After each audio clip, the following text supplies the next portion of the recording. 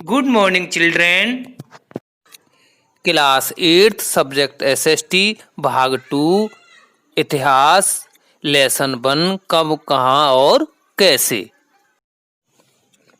हम अवधियाँ कैसे तय करते हैं।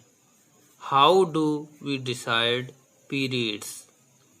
1817 ईस्वी में देखिए पेज नंबर 65 लेसन 1 इतिहास।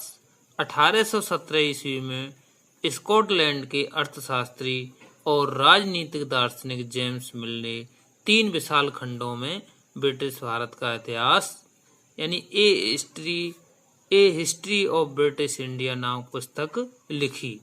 इस पुस्तक में उन्होंने भारत के इतिहास को हिंदू, मुस्लिम और ब्रिटिश इन 3 काल खंडों में बांटा था। इतिहास को हम अलग अलग काल खंडों में इसलिए विभाजित करते हैं क्योंकि इससे हम यह जानने का प्रयास करते हैं कि एक अवधि से दूसरी अवधि में क्या विशेष बदलाव आए तथा इन बदलावों का लोगों के जीवन पर क्या प्रभाव पड़ा।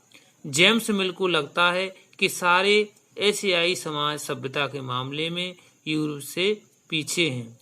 इतिहास की उनकी समझदारी यह थी कि भारत में अंग्रेजों के आने से पहले यहाँ हिंदू और मुसलमान तानाशाहों का ही राज चलता था। यहाँ चारों ओर केवल धार्मिक और जातिगत बंधनों और अंधविश्वासों का ही बोलबाला था। जेम्स मिल ही राय में ब्रिटिश शासन भारत को सभ्यता की राह पर ले जा सकता था। इस काम के लिए आवश्यक था कि भारत में यूरोपीय शिष्टाचार, कला, संस्थानों और कानूनों को लागू किया जाए। मिल ने तो यहाँ तक सुझाव दिया था कि अंग्रेजों को भारत के सारे भूभाग पर कब्जा कर लेना चाहिए ताकि भारतीय जनता को ज्ञान और सुखी जीवन प्रदान किया जा सके। उनका मानना था कि अंग्रेजों की सहायता के लिए बिना भारत प्रगति नहीं कर सकता। इतिहास की इस धारणा में अंग्रेजी शासन भारत की प्रगति और सभ्यता का प्रतीक था। अंग्रेजी शासन से पहले सारा अंधकार का दौर था। क्या इस धारणा को स्वीकार किया जा सकता है? क्या इतिहास के किसी दौर को हिंदू या मुसलमान दौर कहा जा सकता है? क्या इन सारे दौरों में कई तरह के धर्म एक साथ नहीं चलते थे?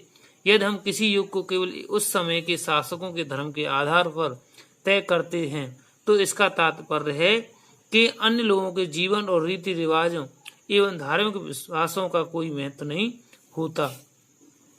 वास्तविकता तो यह है कि प्राचीन भारत में भी सारे शासकों का एक धर्म नहीं होता था। अंग्रेजों द्वारा सुझाए गए परिकरण से अलग हटकर इतिहासकार भारतीय इतिहास को आमतौर पर प्राचीन, मध्यकालीन तथा आधुनिक काल में बांटकर देखते हैं। इस विभाजन की भी अपनी समस्याएं हैं। इतिहास को इन खंडों में बांटने की धारणा भी अंग्रेजों द्वारा सुझाए गए वर्गीकरण से अलग हटकर इतिहासकार भारतीय इतिहास को आमतौर पर प्राचीन, मध्यकालीन तथा आधुनिक काल में बांटकर देखते हैं। इस विभाजन की भी अपनी समस्याएं हैं। इतिहास को इन खंडों में बांटने की धारणा भी पश्चिम से आई है।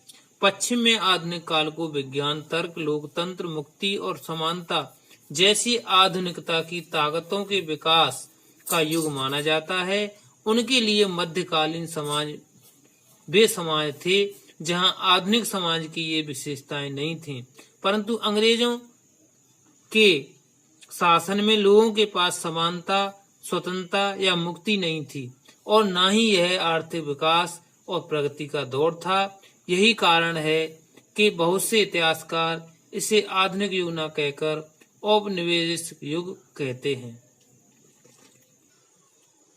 अब देखिए, इस वीडियो के माध्यम से आपको अपनी नोटबुक में इस प्रश्न का उत्तर देना है। इतिहास में तिथियों के महत्व पर प्रकाश डालिए।